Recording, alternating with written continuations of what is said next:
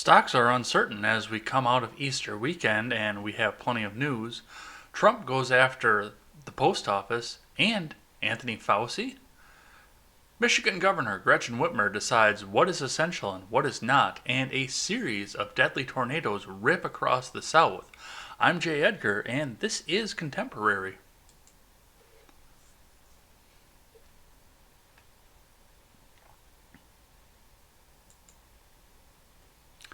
Well, it looks like I'm still recovering a little bit from the charity stream that we had this past weekend, and I do hope everybody goes and checks that out. It was great. I was very, very happy to get the chance to do that and participate, and even be in and become the sole host of it after we had technical difficulties in the beginning.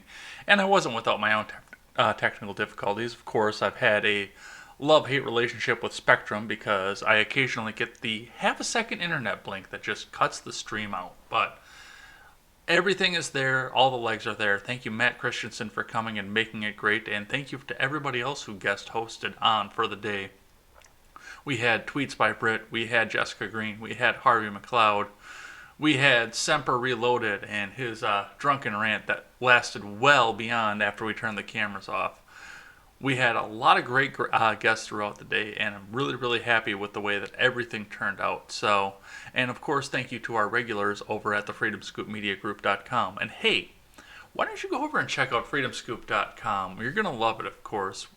We want to be your one-stop shop for all of your news and commentary. We are by the people, for the people, and we are workers just like you, unlike some other sites that are based out of Los Angeles, California. So go check us out over there, freedomscoop.com, where you can find Stephen Ignoramus, Wyatt Birkenhoff, The Generational Gap, this show, and The R-Rated Conservative. Head on over there and check us out. Well, let's get started in the news, I think. And we'll start with stocks, of course. We're going to start with Investors Business Daily. Let me get the live chat up here. We'll start from Investors Business Daily. Dow Jones futures fall after OPEC Plus production deal. Microsoft, Netflix, Nvidia, Apple supplier I buy points in coronavirus stock market rally. This is from Ed Carson. Dow Jones futures fell Monday along with S&P 500 futures and NASDAQ futures, but well off overnight lows. Investors weighed some hopeful coronavirus news and finalized OPEC Plus crude oil production cut deal. Crude oil futures were little changed. The coronavirus stock market rally had strong gains last week, but breakouts are still rare. Microsoft, Netflix, Nvidia, VIA Systems, MSCI, and Apple iPhone supplier Lumentum Holdings. Coronavirus cases worldwide have topped 1.86 million, while U.S. COVID-19 cases are above 560,000.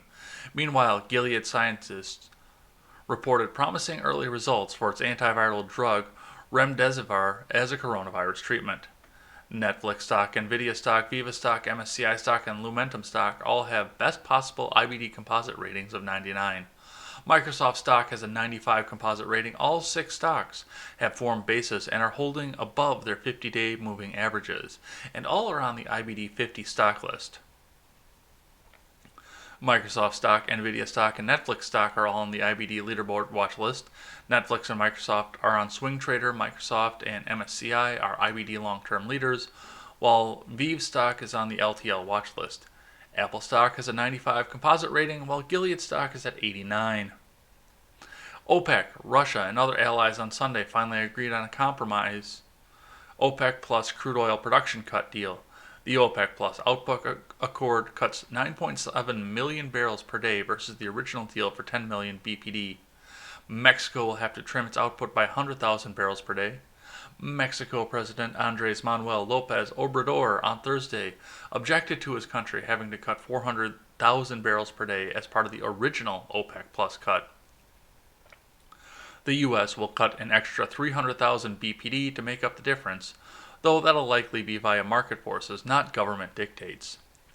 President Trump played a key role in negotiating the deal, according to Daniel Yergin, Vice Chairman, IHS Markit. What could not have been imagined is that Donald Trump, who has been a critic of OPEC for years, is the one who put it together, Yergin said. Of all the deals he's done in his life, this has to be the biggest and most complex. And we'll talk about that in just a moment here. So watch your stocks, watch your portfolios. They might be going down for just a bit. see what CNBC has to say on the markets. Dow futures slide 100 points following historic oil production cut. This is from Fred Imbert. U.S. stock futures were lower on Monday morning after OPEC and other producing countries reached a deal on massive production cuts, while investors continued to digest the impact of the coronavirus. Dow Jones Industrial Average futures pointed to an opening loss of around 117 points. S&P 500 and NASDAQ 100 futures also indicated opening declines for the two indices. The group of countries known as OPEC Plus agreed to cut production by 9.7 million barrels per day, making it the single largest output reduction on record. President Trump tweeted the accord will save hundreds of thousands of energy jobs in the United States, adding, "It will be great for all." Oil prices have fallen more than 40% since early March after Saudi Arabia-led OPEC and Russia failed to reach a deal as the coronavirus pandemic dampened global economic prospects.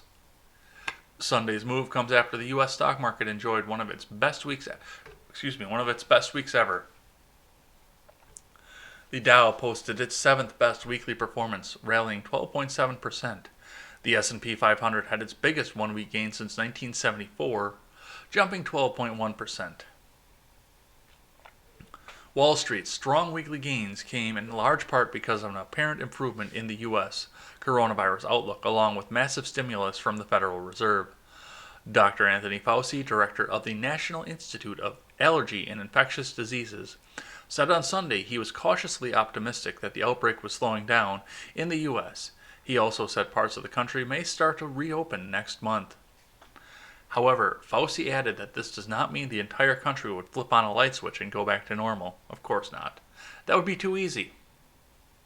Confirmed cases in the U.S. now total 550,000, more than any other country in the world.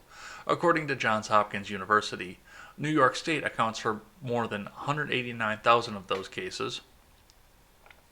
The death count in the U.S. from the virus is more than 21,000. And I still don't trust those numbers. Sorry, folks. So let's have a look at what this OPEC deal actually was. This is also from CNBC. OPEC and allies oil production cut is Trump's biggest and most complex deal ever. Dan Yergin. This is from Eustace Huang over at CNBC. As the Organization of the Petroleum Exporting Countries and its allies came to an agreement on a record cut in oil production, U.S. President Donald Trump may have struck his biggest and most complex deal, according to oil expert Dan Yergin. What was so interesting, among many very interesting things in this unprecedented event, was the turnaround, the pivot by Donald Trump. Yergin, who is the vice chairman at the IHS Markit, told CNBC's Street Signs on Monday. Just a few weeks ago, Trump said the early March plunge in the oil prices were good for the consumer, as it meant lower gasoline prices. That drop in crude prices had been triggered by an oil price war between Saudi Arabia and Russia, after Moscow rejected a proposal by OPEC to cut 1.5 million barrels of production per day. The sharp decline in oil prices spurred giant capex and job cuts across the U.S. shale industry, which has had some of the highest production costs in the world. But, Yergin said, Trump came to see this as a national security issue, also an employment issue, and a very important factor in the U.S. economy, and he just jumped in. This must be the biggest and most complex deal Trump's ever made, Yergin said. Not only was he a deal maker, but he was also something of a divorce mediator. Yergin said there were two main factors driving the turnaround to the deal that just 6 weeks ago would not have seemed possible. Firstly, he said, the price of oil was in danger of crashing without a deal as there was limited inventory space left. And we talked about that a couple weeks ago. That would have had severe repercussions beyond the oil industry itself and other sectors such as finance. The other driving factor was likely due to a dearth in oil demand, where the producers found they couldn't sell their oil. Crude demand has taken a hit in recent weeks as measures taken by authorities to stem the spread of the coronavirus pandemic have left major economies effectively frozen. I think all these things came together, but then it was this deal maker, Donald Trump, who got on the phones, Yergin said. I would say it looked like a Mission Impossible a few weeks ago. Turned out it was Mission Possible. His comments came after OPEC Plus finalized an agreement to cut production by 9.7 million barrels per day, the single largest output cut in history. So, looks like gas is going to start coming up a little bit. I do hope that everybody got their 99-cent gas or however low it got where you were at. I am going to go and top off the tank because I can hold a lot of fuel. And I'm down to a half a tank at this point. I bought at $1.19 and I think it's going to be lower. So I think today would be the day to go top off your tank if you want to keep that cheap gas and maybe fill up a gas can or two. I think that's going to be great for you. So go and check that out, and I guess we'll see what that does to the market. I'm sure it's part of what caused all of this to go down a little bit because I mean, if gas prices go up, what do you think is going to happen to the rest of the economy? Which is already on shaky ground to begin with, I might add. And I think it's time for us to get into the regular news for the day. And we're going to start with this dust up between Trump and Fauci, if you can even call it that. This is from CNN. Trump retweets call to fire Fauci amid coronavirus criticism. This is from Shandelis Duster, Kevin Liptak, and Caitlin Collins over at CNN. President Donald Trump on Sunday evening retweeted a user who called for Dr. Anthony Fauci to be fired, the latest sign of apparent tension between the two men amid the coronavirus pandemic. Trump's initial handling of the crisis has come under increased scrutiny, as it's been revealed that the administration and health officials were sounding alarms for weeks before Trump took decisive actions, such as calling for social distancing measures. He has disputed that his administration was slow to respond and has called for the economy to reopen quickly, potentially by the beginning of May, despite health officials' warnings that doing so could risk a resurgence. Fauci, the nation's top infectious disease expert, conceded to CNN's Jake Tapper on Sunday morning that earlier mitigation efforts could have saved more lives and called for cautious reopening of the nation despite Trump's call to quickly restart the economy. Excuse me.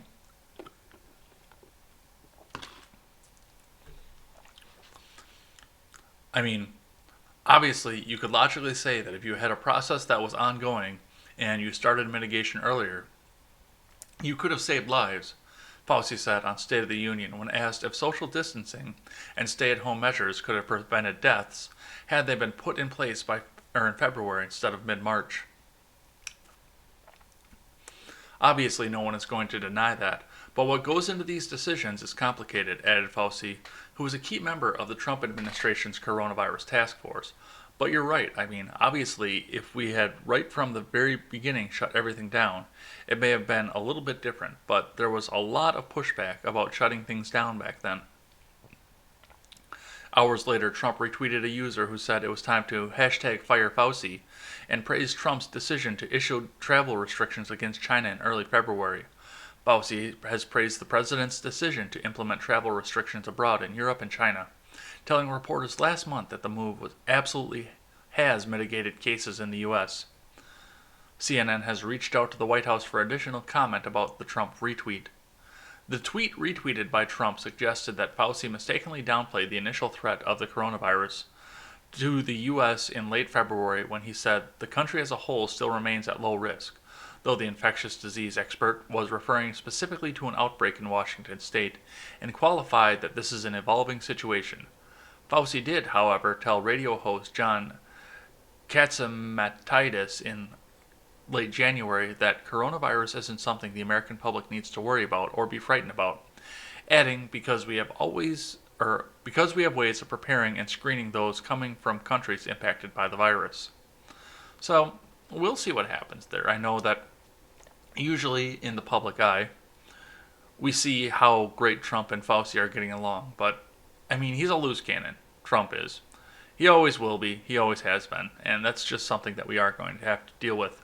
So, we'll check that out as it develops.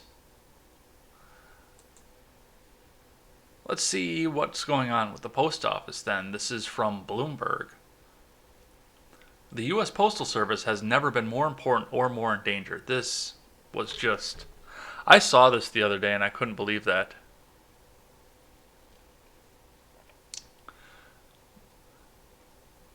The agency was already facing tumbling mail volume, financial losses, and hostility from Washington, and then coronavirus hit. Doesn't look. Oh, there it is. This is from Devin Leonard. Jonathan Smith, president of the American Postal Workers Union's New York Metro chapter, favors social media for communicating with his 5,000 members, who toil in post offices and sorting centers in the Bronx, Manhattan, and New Jersey. If you'd have gone to the chapter's Facebook page a year ago, you'd have found Smith in videos prodding them, often with gruff geniality, to attend the union's rallies, sign up for its annual summer shindig, or be more appreciative of his efforts as the leader. Early in the coronavirus crisis, the videos focused on reminding everyone to practice social distancing and wash their hands. By mid-March, Smith, who's 51 and heavyset with long dreadlocks, had become more impassioned, sometimes banging the table with both hands to underscore the urgency of his points. Some postal workers had tested positive. Several had died. Those still on the job were clamoring for protective gear. Smith railed, and the U.S. Postal Service wasn't providing it. He said his members weren't afraid of hazardous conditions. They'd been through the post-September 11th anthrax scare, and they lived with the possibility of mail bombs. We are proud to do what we do, the union leader said in a video on March 29th. But when you don't have gloves, when you don't have sanitizer, when you don't have masks, when you don't have wipes, you're not asking to work in hazardous situations. You're asking us to commit suicide. As if things weren't bad enough at the USPS already, the woes of the 245-year-old service are familiar. Mail volume has collapsed, financial trouble is relentless, the U.S. president takes potshots. In October, Megan Brennan, the 74th Postmaster General, and the first woman to hold the title, announced her retirement, having failed to halt the slide into insolvency. She's still on the job, though, because the service can't seem to find anyone else with her qualifications to do it. At the same time, the crisis has brought moments of pride and hope throughout the country as governments have asked or ordered their citizens to stay home. Americans have been reminded of the role the USPS plays in their lives. It's perhaps the nation's oldest essential service. Essential. Letter carriers are getting thank you notes in their mailboxes, says Mike Hayden, president of Branch 100 of the National Association of Letter Carriers in northwestern Ohio. Kids are writing thank yous in chalk on the sidewalk.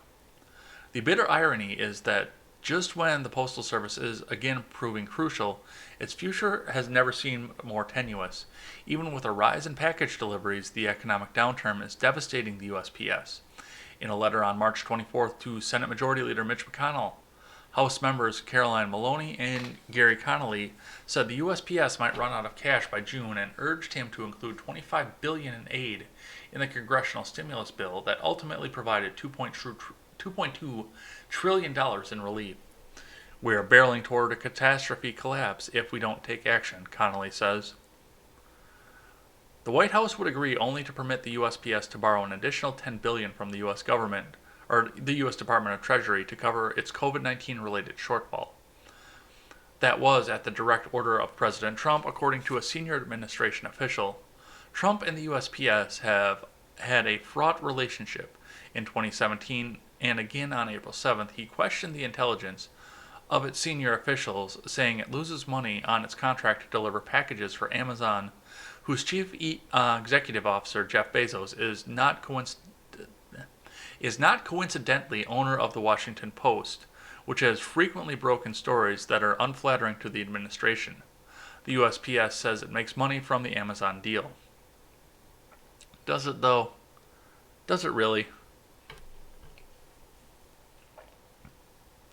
Robert Duncan, chairman of the Postal Service Board of Governors and a Trump appointee, called the $10 billion loan a nice start, but cautioned that it wouldn't be enough to stave off a liquidity crisis at the agency.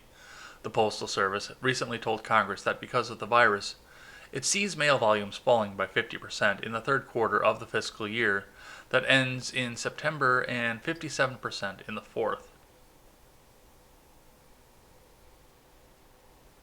The virus didn't get here until January or February. Meanwhile, the USPS workforce grows more jittery. According to the World Health Organization, the virus is unlikely to be transmitted via letters and packages, but that still leaves a huge challenge keeping 630,000 employees from being infected by coworkers or customers. So the post office has been going under for quite a while, so they either need to restructure themselves or beg for money. And they are being hit hard by the fact that FedEx and UPS are outperforming them, and they're not doing it with government money. So there's a lot going on there. We will see what happens with that. But of course, something goes a little bit further than this before we talk about one of the other things that they're talking about on this. This is from Washington Monthly from David Atkins. If the Postal Service dies, so does democracy. Republicans are now trying to kill the post office and mail-in voting.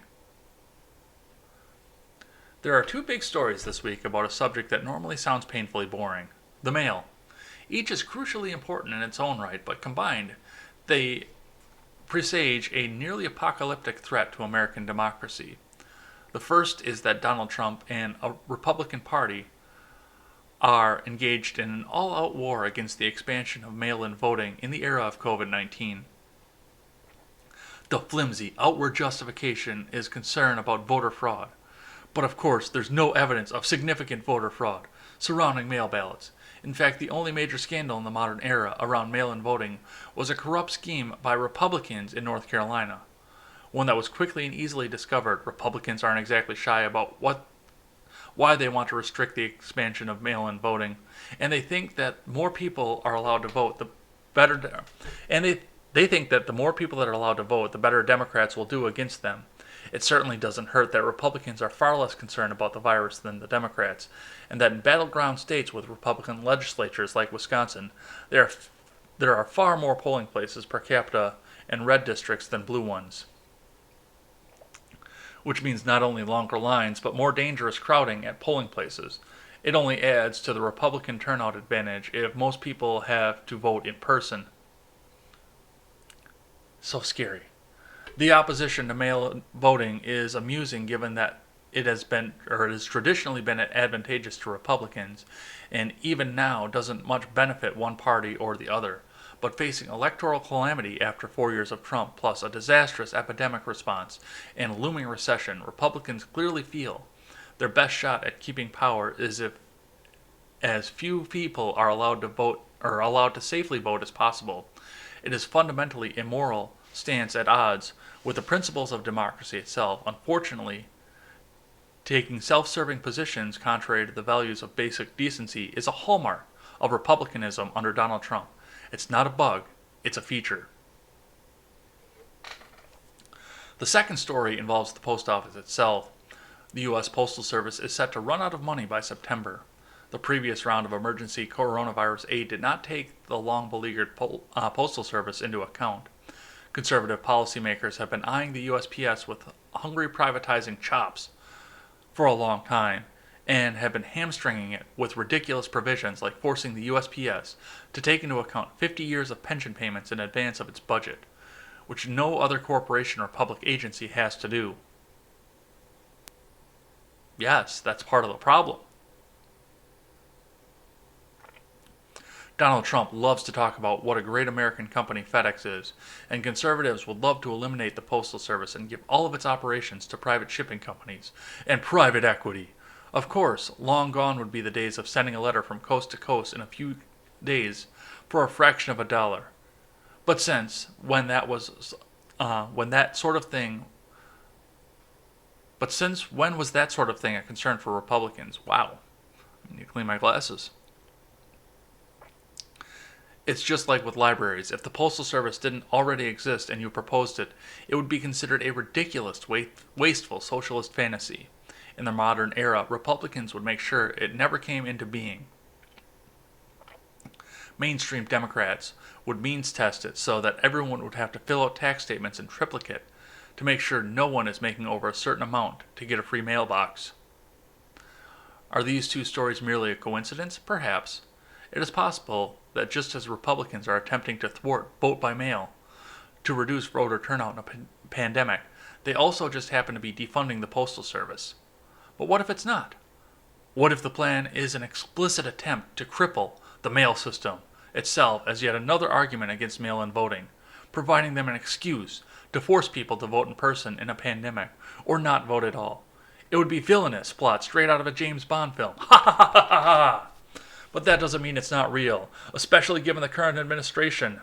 Even if it's not intentional, the combined effect of both acts of bad faith would certainly be convenient for deeply unpopular conservatives whose only chance in holding on to ill-gotten power is to thwart democracy itself. Ha ha ha ha ha ha!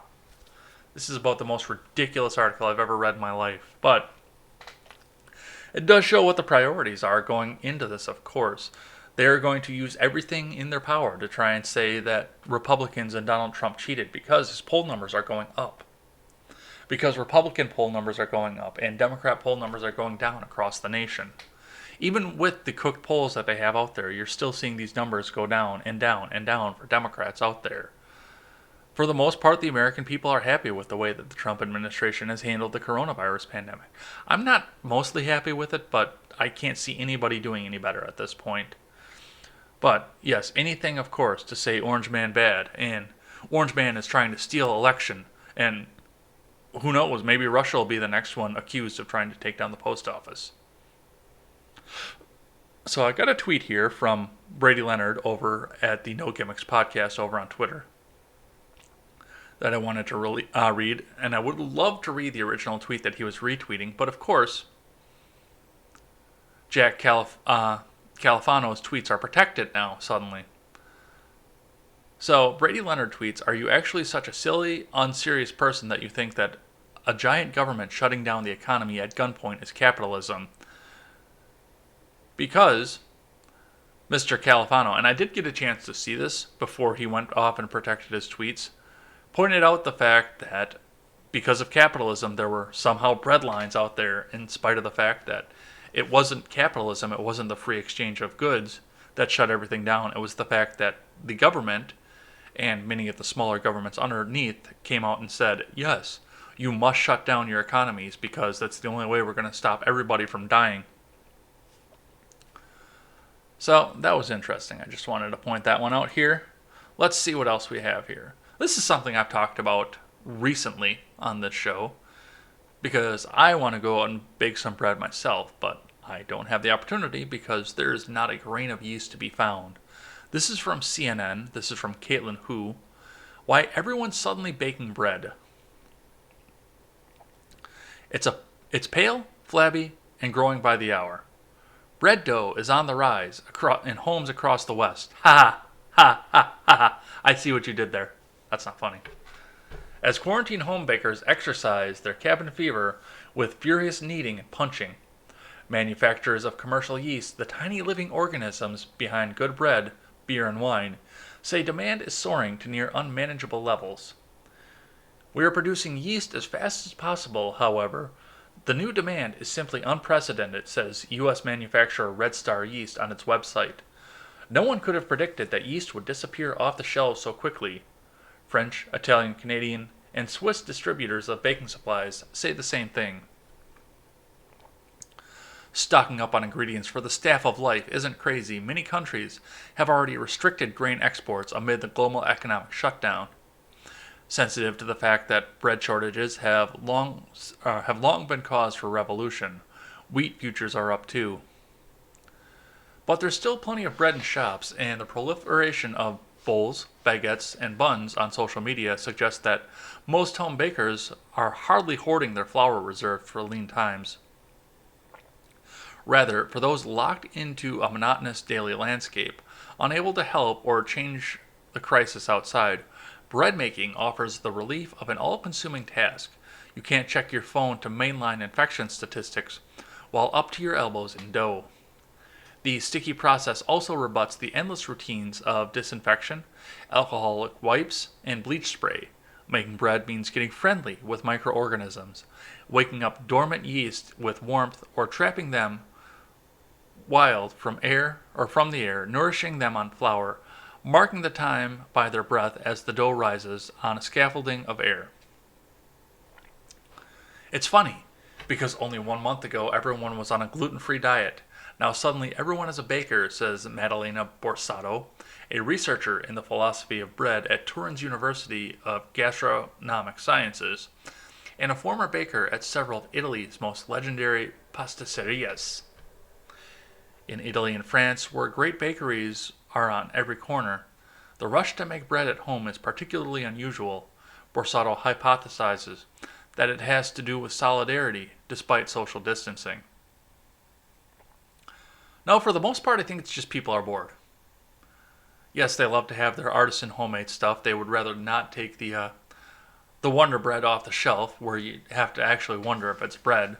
But for the most part, they like doing some of this stuff. From what I've seen out of this, people like doing at-home projects and whatnot, but they haven't had the time in their lives, where they're always chasing the almighty dollar.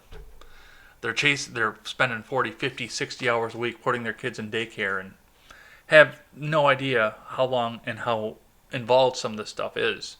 I mean, you can only sit down and watch Netflix for so long. And for me, it's not quite as long because I get bored easily when I'm just sitting around. Although, I've been doing Altered Carbon recently, and that has kept my attention for a little bit. You're looking for something to binge out on Netflix, I would recommend that one. But, I mean, it's been the same thing for me. I'm not missing any work, but I'm always looking for a chance to do some baking and make some of the stuff on my own. I want to be able to make as much stuff from scratch as I possibly can. I have apple cider vinegar fermenting in the cupboard right now, just because I want to take some time and make it from scratch. You cannot always depend on supply chains. So being able to figure something out for yourself is something that you need to do, especially now while they still have the internet on, and you can still look up a good recipe and write it down for a future date when the globalists come in and shut down your internet, or the evil Donald Trump does it, depending on which side of the aisle that you're taking your conspiracy from. Alright, let's see what else is there.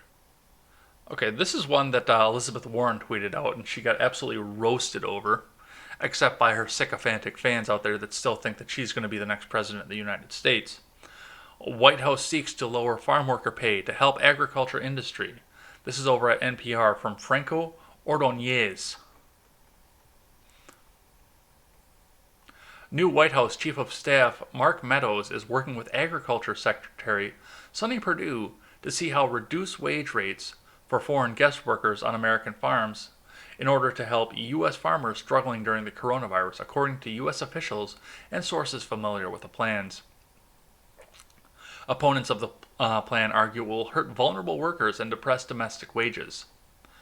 The measure is the latest effort being pushed by U.S. Department of Agriculture to help U.S. farmers who say they're struggling amid disruptions in the agricultural supply chain, compounded by the outbreak. The industry was already hurting because of President Trump's tariff war with China. The administration is considering all policy options during this unprecedented crisis to ensure our great farmers are protected, and President Trump has done and will do everything he can to support their vital mission, a White House official told NPR. The nation's roughly 2.5 million agricultural laborers have been officially declared essential workers, as the administration seeks to ensure that Americans have food to eat and that U.S. grocery stores remain stocked. Workers on the H-2A seasonal guest worker program are about 10% of all farm workers. As someone who's worked in the industry, they're a little bit more than 10%. Just saying. The effort to provide wage relief to U.S. farmers follows announcement on Friday by the USDA to develop a program that will include direct payments to farmers and ranchers hurt by the coronavirus. Trump said Friday he has directed Perdue to provide at least $16 billion in relief. Last month, the U.S. State Department said it will start processing more applicants seeking H-2A temporary guest worker visas to ensure U.S. farmers have foreign workers in time for spring planting. The most recent push to lower wage rates for workers on H-2A visas has drawn pushbacks from some strange bedfellows, immigrants' rights advocates, and immigration hardliners usually aligned with Trump. Eric Nicholson, a national vice president for the United Farm Workers, say people who have worked in agriculture for decades are concerned they are going to lose their jobs, and he said vulnerable guest workers are not being provided proper hand-washing facilities and still being forced to live in cramped housing. So, in the middle of a pandemic, rather than trying to figure out a cheap way to do things, we need to make sure we live up to the expectations society has of us as an industry to keep the food flowing, Nicholson said. Groups on the right fear Trump is succumbing to the will of the agricultural lobby that is demanding lower wages for foreign and domestic farm workers at a time of record high unemployment in the United States. The Department of Labor reports that 16.6 million Americans have filed for unemployment aid in the past few weeks. President Trump should see right through what the agriculture lobby is demanding in the name of food security at the height of the health crisis, lower wages for American workers and more cheap foreign labor, said Dan Stein of the Federation for American Immigration Reform, which supports immigration restrictions. These appalling demands underscore that the whole way this nation produces food should be re-examined. It's unclear how reforms would be made, including whether they would be taken through executive action or through the federal regulatory process. But Perdue has pushed for adjusting what is known as the adverse effect wage rate, which prevents farmers using the H-2A program from paying all workers, U.S. and guest workers, wages below the prevailing rates in the surrounding area. Earlier this year, Perdue said that the adverse wage rate has set almost a $15 minimum wage for agriculture, noting no other business in the country has that, according to the Agriculture Trade Journal, DTN. The adverse effect wage rates are based on a USDA survey of what agricultural workers are paid in each state. It's $11.71 in Florida, $12.67 in North Carolina, and $14.77 in California. A USDA official told NPR that Perdue is working with Trump to resolve long-standing challenges facing the agricultural industry, including reforms to the H-2A program. These challenges have been exacerbated by these uncertain times, the official said in a statement. And this is where it gets interesting, and this is where I tend to agree that possibly we may even need to lay some of these people off, but I can't say that for sure because I know that the spring plant is coming up. U.S. farmers have said they have to cut back on production because of the high number of restaurant and hotel closures. Corey Lund, a spokesman for the Western Growers Association, said, U.S. farmers are fighting to keep our farms afloat in the face of the near total collapse of the food service sector and more recent slowdown in the retail market. Which, this is what I don't understand about this. Now, of course, we're sitting at the fact that, yes, there are fewer restaurants that are buying the food, but the same number of people need food. They need to go to the supermarket and buy stuff. So your production may be diverted, but I don't see why it's dropping. The same number of people are eating the same number of meals every week. So I don't understand why you're seeking lower production numbers. Lee Wicker, a deputy director of the North Carolina Growers Association, said Trump administration officials are trying to look at ways to help because they understand that we're in trouble and they want to secure the food supply for the American people. So, like I said, it may come to a point where we may need to start looking at laying some of these people off.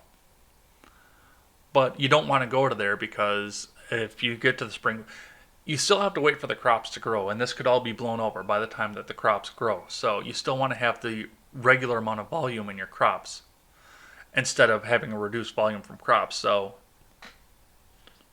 with the spring plant coming, it might actually be time to keep the wages going on these people. But I don't know the answer as to this. All I know is that Warren wants to see people making $30 an hour to go out and farm and bring as many people in as they can on these visas to come and farm. So we'll see what happens there.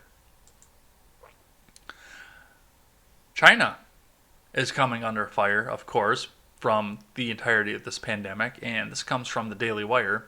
It begins. British spy agencies signal it's time to rethink China relationship. This is from Ryan Savadra over the Daily Wire. Britain's top officials are reporting, signaling. I read that completely wrong the first time. Britain's top intelligence officials are reportedly signaling that it's time for the UK to rethink its relationship with China after the communist nation lied and tried to cover up the coronavirus that originated in Wuhan, China.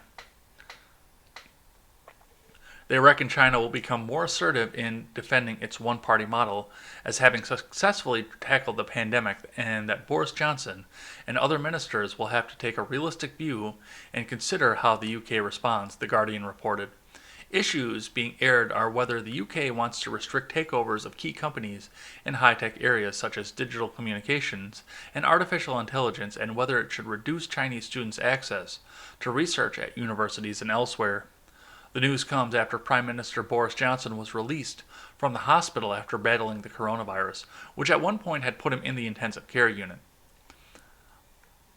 "I have left the hospital after a week in which the NHS has saved my life. No question," Johnson said. "It's hard to find the words to express my debt. But before I come to that, I want to thank everyone in the entire UK for the effort and sacrifice you have made and are making." Johnson praised by name the specific people in the hospital who took care of him at a time when he said things could have gone either way. MI6 is also understood to have told ministers that China was significantly underreporting the number of coronavirus cases and deaths in January and February, echoing similar briefings given by the CIA to the White House. The Guardian reported, a group of conservative backbenchers, many of whom were prominent Brexiters, had begun to form a bloc of China skeptics. So, of course, we're sitting here thinking about what we're going to do with China and how they affected us throughout the world. Of course, the underreporting was a big cause of possibly the pandemic in the U.S., and many experts have agreed with that, including Dr. Anthony Fauci, who might get fired today, who knows. But China has also interrupted the supply chains for many of the medicines that we had. I think this was a hard blow to globalism, to be completely honest.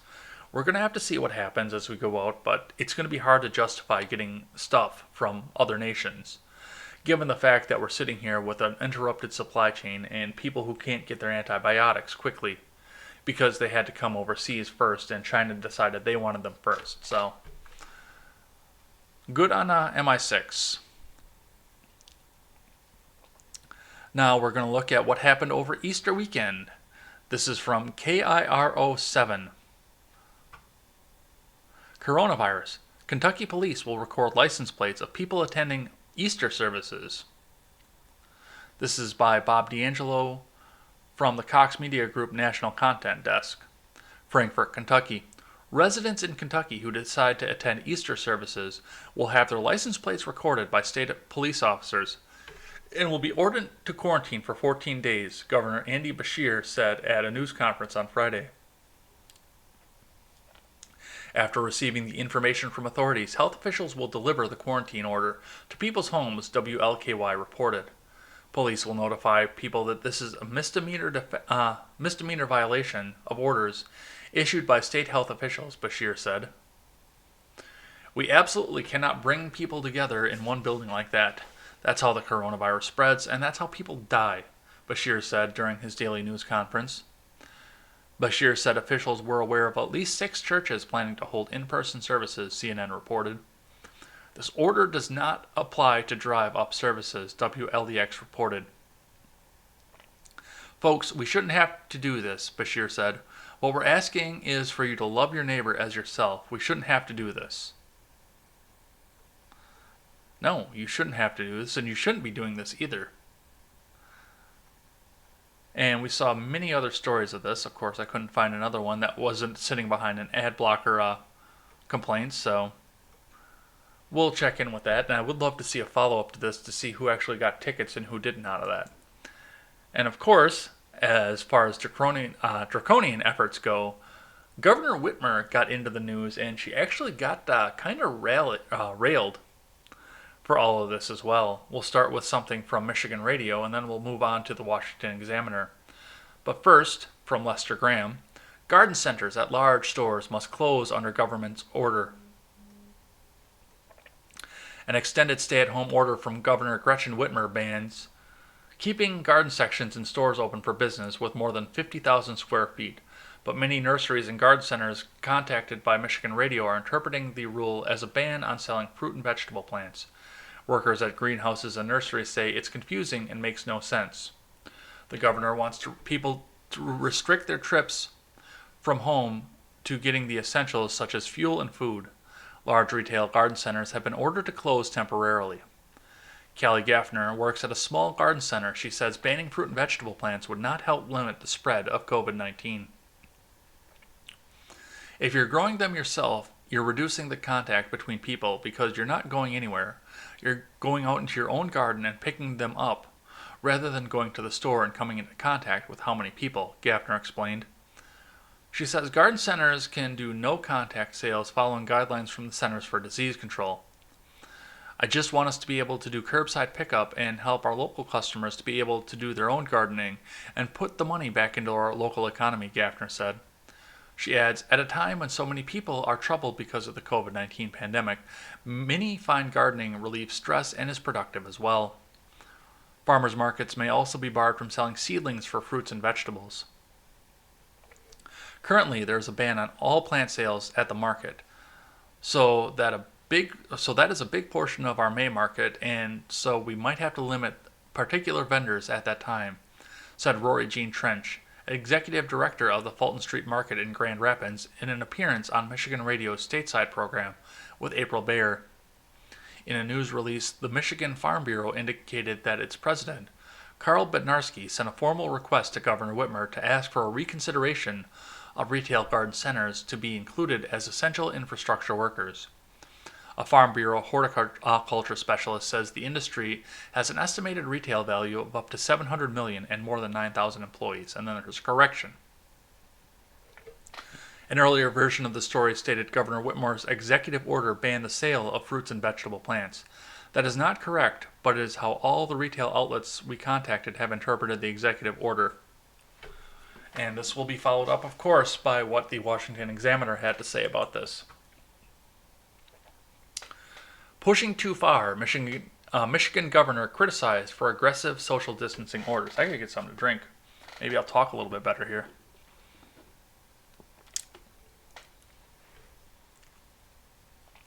This is from Madison Dibble.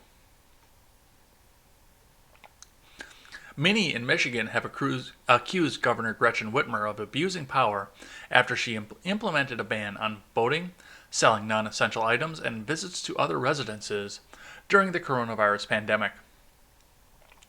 The Democratic governor implemented an expanded executive order banning the sale of non-essential goods, including clothing, gardening, seeds, and car seats on Friday. She also outlawed visits to other residences, including visits to a vacation home or a neighbor's house because of the coronavirus pandemic. Many found these actions to be an abuse of power. Republican Michigan Rep. Justin Amash condemned Whitmer's actions on Twitter on Saturday morning. I have a constitutional duty to ensure states don't trample on the rights of people. Governor Whitmer's latest order goes too far and will erode confidence in her leadership. She should immediately reassess it. Several recent measures provide marginal benefits at best, while substantially heightening frustration and resentment, he continued. Sensible instructions to practice social distancing, wear masks, and stay at home already do most of the work to reduce the virus's spread. By pushing too far, the governor undermines her own authority and increases the likelihood people will not follow reasonable guidelines. Others echoed Amash's frustration. Speaker of the Michigan House, Lee Chatfield, mocked Whitmer's orders, tweeting, "Non-essential in Michigan: lawn care, construction, fishing if boating with a motor, realtors, buying seeds, home improvement equipment, and gardening supplies. Essential in Michigan: marijuana, lottery, and alcohol. Let's be safe and reasonable. Right now we're not." State Senator Mike Shirkey, a Republican, offered a similar remark, writing, "In Michigan today you can buy weed but not seeds." Several images of stores blocking off access to items deemed non-essential went viral, including a photograph of a Walmart notice that claimed Whitmer's executive order banned the sale of car seats that may be needed by parents of newborns. Well, to be fair, it's only been a few weeks at this point, and you kind of knew that your newborn was coming. So maybe you should have picked up that car seat earlier? I don't know. As of Sunday, a Change.org petition to have Whitmer recalled from the office had more than 122,000 signatures. Michigan has experienced a surge in coronavirus cases that prompted Whitmer's additional executive orders. As of Sunday morning, the state had the third worst outbreak in the nation, with more than 23,600 confirmed cases and 1,384 related deaths. So, here's reality on this. I understand, of course, that yes, there's an extent where some of this stuff is going to be non-essential. And I could understand, maybe not sending people to the big box store, to the Lowe's, to the Home Depot. I don't like the idea, don't get me wrong. But if you shut down the home improvement store, I could see some justification behind that. Still wrong, but I could justify that. However, if you are going on and you can't, I guess I look at it this. You're already at the Walmart buying food or your essential items. So why not go over to the garden center and pick up some seedlings at the time? Now, of course, the correction from the Michigan Radio article said that yes, this didn't include seedlings, but from what I've seen from all the notices, yes, it does include seeds and seedlings. And from what I've heard from people concerned about the fact that other people want to recall or impeach Governor Whitmer,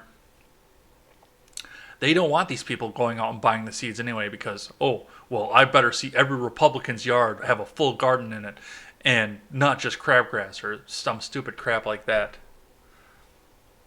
So, no, the general public is giving the statement, of course, the fact that they don't want people going out and buying seeds or anything else. Whereas I would think that especially going out, I mean, like the garden center worker in the other article said, if you're going out and you're buying seeds, you're growing your own food and limiting the number of trips that you need to go to the store. Plus, you have all the extra time. I know that, like they said, all these homes have nothing but crabgrass in them, and you can't survive on crabgrass. Well, these people have more time because you're ordering them forcefully to stay home from work. So they can actually take some time and tend a garden as well. So that's something else you have to keep in mind from this. But, of course, this is nothing but another effort at control. And honestly, I think this is just Governor Whitmer trying to keep herself in the news so she can appeal to progressives and be that vice presidential candidate. I don't think she cares about Michigan. I think she's looking at that vice presidential office thinking that she's going to be the first woman president, considering Joe Biden is going to die in office. Or at least be 25th Amendmented out, one of the two.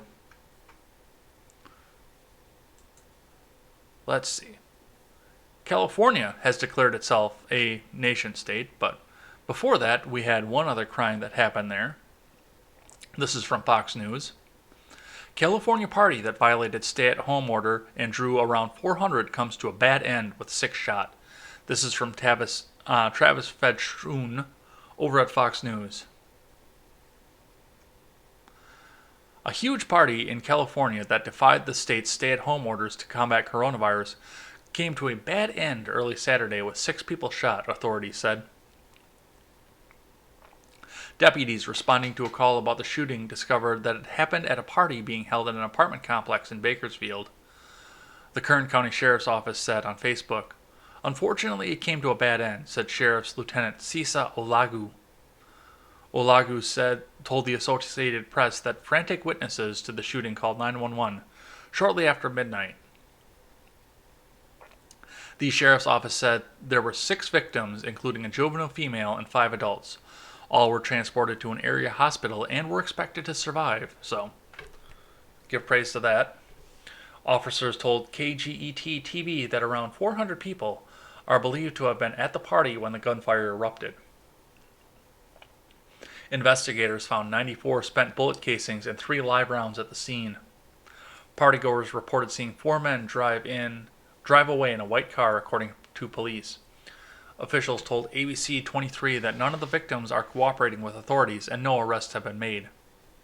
Big surprise there. Of course, they think that they're going to go to prison for the rest of their lives for violating the quarantine orders, so anyone with information is asked to call the Kern County Sheriff's Office at 661-861-3110 or Secret Witness at 661-322-4040. So, that's sad, of course, but people are getting stir-crazy and they're doing stupid stuff, keep in mind. Like this next time when Gavin Newsom decided to run his mouth. Gavin Newsom declares California a nation state. The state is at odds with the federal government over coronavirus plans and much else. This is from Francis Wilkinson. California this week declared its independence from the federal government's feeble efforts to fight COVID-19, and perhaps from a bit more, the consequences for the fight against the pandemic are almost certainly positive. The implications for the brewing civil war between Trumpism and Americans' budding 21st century majority, embodied by California's multiracial liberal electorate, are less clear. Speaking on MSNBC, Governor Gavin Newsom said that he would use the bulk purchasing power of California as a nation-state to acquire the hospital supplies that the federal government has failed to provide. If all goes according to plan, Newsom said California might even export some of those supplies in need. Nation-state. Export. Newsom is accomplishing a few things here with what can only be a deliberately lack of subtlety. First and foremost, he's trying to relieve the shortage of personal protective equipment, a crisis the White House has proved incapable of remedying. Details are a little fuzzy, but Newsom, according to news reports, has organized multiple suppliers to deliver roughly 200 million masks monthly. Second, Newsom is kicking sand in the face of President Donald Trump. After Newsom's previous flattery, the coin of the White House realm failed to produce results. If Trump can't manage to deliver supplies, there's no point in Newsom continuing the charade. Third, and this may be the most enduring effect, Newsom is sending a powerful message to both political parties. So far, the Republican Party's war on democratic values, institutions, and laws has been largely one-sided affair, with the GOP assaulting and the Democratic Party defending. Oh my God. Oh my God. I can't read this. The lethal ruling this week by the U.S. Supreme Court's Republican bloc, which required Wisconsin residents to vote in person during a pandemic that shut down polling stations. You guys are going to fucking hammer this home, and I called this too.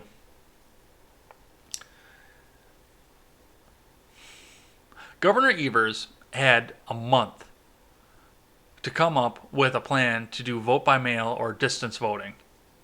He had a month to figure this out. And he waited until the last second so he could do exactly this. Blame Republicans for this. This is exactly what he wanted to do, and the media is just sucking his balls to do it. Excuse my language.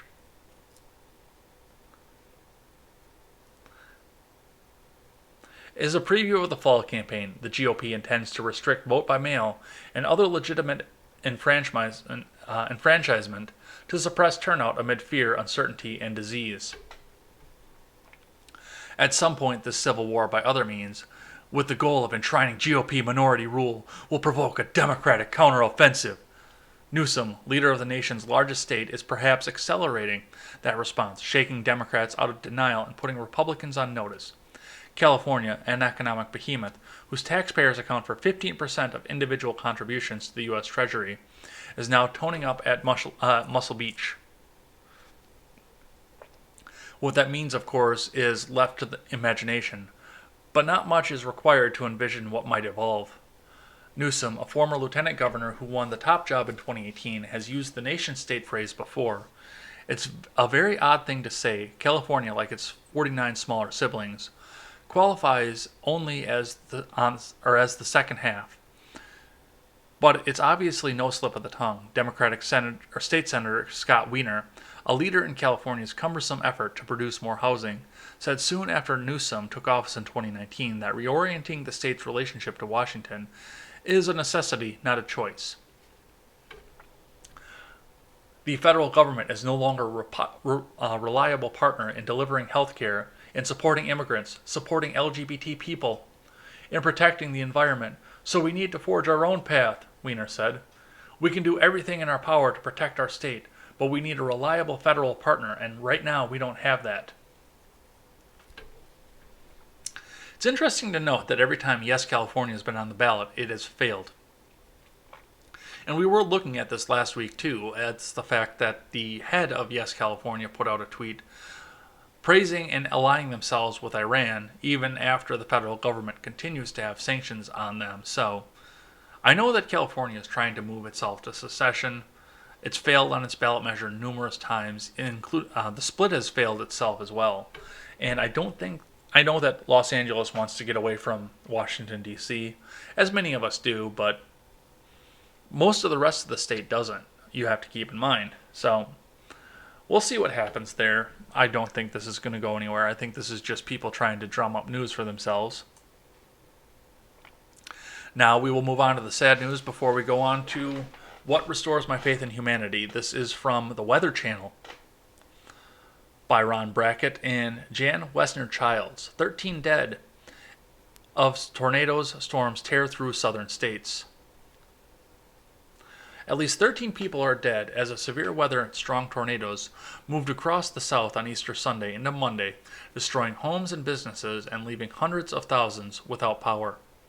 There were at least 39 reports of tornadoes as the storm slashed a deadly and destructive path across several states. Early Monday, at least 5 people were killed when storms tore through a mobile home park near Georgia-Tennessee border, and a person in the area died when a tree fell onto a home. In Tennessee, the Chattanooga Fire Department was responding to numerous weather-related calls, including damaged buildings and downed trees and power lines after a tornado was reported east of the city late Sunday night. Serious damage was reported in East Brainerd and Ooltewah, Tennessee. In Jefferson County, Arkansas, on Sunday, a person also died when a tree fell on a home. County Emergency Management Director Karen Blevins told Weather.com the incident happened in the town of Whitehall. Blevins said trees and power lines were down throughout the county, and a handful of homes had been damaged. One person was also dead in Jones County, Mississippi, where a tornado caused significant damage Sunday evening. Rodney Parker, the county's Deputy Emergency Management Director, told Weather.com. The Mississippi Emergency Management Agency confirmed 3 fatalities in Jefferson-Davis County, where a tornado struck the town of Bassfield, not the down of Bassfield. There was also 1 death in Walthall County and 2 fatalities in Lawrence County. Tornadoes were reported in both those counties as well. At least 5 homes were destroyed in Walthall County, and other injuries were reported. All 3 counties are south of Jackson, near the Louisiana state line. The Lawrence County victims were Sheriff's Deputy Robert Ainsworth and his wife Paula. Robert left this world a hero as he shielded Mrs. Paula during the tornado, the sheriff's office said on Facebook. More than 580,000 homes and businesses were without power in 8 states as of 12:04 a.m. Eastern Daylight Time Monday, according to PowerOutage.us. Outages were the most significant in Texas, Arkansas, Alabama, and Kentucky. High winds were responsible for outages in many areas not affected by tornadoes. Mississippi Governor Tate Reeves declared a state of emergency Sunday night. This is not how anyone wants to celebrate Easter Sunday, Reeves said. 2 long-track tornadoes followed similar paths across part of the state. So that is really sad, and we're going to look for different charities to go along with that as well. So look for updates for that, and I've got one more from NBC on the same topic. At least 16 dead as dozens of tornadoes ripped through the South. The storm systems left over 1 million people without power on Monday morning as it travels up the Atlantic coast. At least 16 people were killed after tornadoes began ripping through the South on Easter, destroying homes and storefronts and leaving over 1 million people without power from an intense storm system now headed towards the mid-Atlantic. Tornadoes and severe weather hit central Texas early Sunday, bringing gigantic hail and damage, and then traveled east through Louisiana, Arkansas, Mississippi, Tennessee, Alabama, Georgia, and the Carolinas. In Mississippi, the state's emergency management agency said 11 people died in at least 3 different counties near the Louisiana border, Walthall, Lawrence, and Jefferson-Davis, from the weather. 5 more lost their lives in Murray County, Georgia. The fire chief, Dwayne Bain, told NBC News Monday morning. The rural county, an hour outside Chattanooga, Tennessee, was hit hard, and 4 of the 5 who died were found in a local trailer park. The other fatality was brought to the emergency room before succumbing to injuries, and 5 more people were injured, Bain said. In Chattanooga, police deployed at least 26 teams of 4 to 6 officers to check on residents who requested emergency assistance after the storm. The governors of Mississippi, Louisiana, and Alabama each declared states of emergency to help recover from the damage caused by the storms, as 41 tornadoes were reported in the last 24 hours. On Monday morning, severe thunderstorms capable of damaging winds, tornadoes, and hail continued in northern Florida, Virginia, and the Carolinas, where 2 tornado watches are in place until noon. 40 million people across the eastern seaboard are at risk of severe storms from New Jersey to Florida, as heavy rains up to New England will continue until Monday evening. More than 160 million people are under wind alerts for almost every state east of the Mississippi River. Yeah, we're actually under a wind alert ourselves right now, so that's something to watch. As emergency crews continue to sort through the wreckage, Mississippi officials have not released more information on the deceased, but the Lawrence County Sheriff's Office announced late Sunday that one of its deputies, Robert Ainsworth, and his wife were among the dead. So that's going to be really sad. We're going to look into ways to support them. I know that everybody just came out and supported the first responders as well, so we'll keep that in mind, and we'll figure out what's going to go on for there. And we are going to go on to what restores my faith in humanity, and we're going to get on out of here for the day. So, as most of you know, on last Friday, the Generational Gap and myself got together to build a fundraiser, including Wyatt Birkenhoff from Roundtable Decision and Stephen Ignoramus from the various Stephen Ignoramus shows. The R-rated conservative was supposed to show up, but he was not feeling well. And Britt from Freckles and Brit and Jessica Green from Anarchy Toward also both came on and helped us to raise a bunch of money for first responders in the wake of the COVID-19 crisis. So that link is actually still in the description, and if you haven't donated to it yet, you are welcome to. We're going to leave it open until Friday, so it's going to hit every other episode of Contemporary, Ed's World tonight, and also it's going to hit Ed's World Gaming tonight as well. So there's going to be plenty of opportunity to donate, and I hope that everybody does take some time to do so. But we may actually be looking at another charity at this point to try and raise money for people who were affected by these horrific tornadoes across the South, and my heart goes out to them. But my faith is restored because even in the face of the economy collapsing and 16.6 million people being out of work, we were able to raise across the private sector $535 for people. So even if you're the hardest hit, you're losing hours, you still opened up your wallets for everything. And I thank you for that. That restores my faith in humanity. And we'll read the Twitter trending tomorrow, and my faith in humanity will be destroyed again. But until then, we will be back here later on tonight with Ed's World, featuring the lovely Harvey McLeod, who is probably one of my favorite guests out there. So make sure you come in and tune in for that. And tonight we will be opening the very, very full chest from DLive, so go over there and check that out as well. That's going to be great. Come and check us out. Otherwise, we'll be back here tomorrow morning with more Contemporary, or tomorrow night with more Ed's World Gaming, as we go deeper down the lonesome road. Until then, I am Jay Edgar, and this is Contemporary.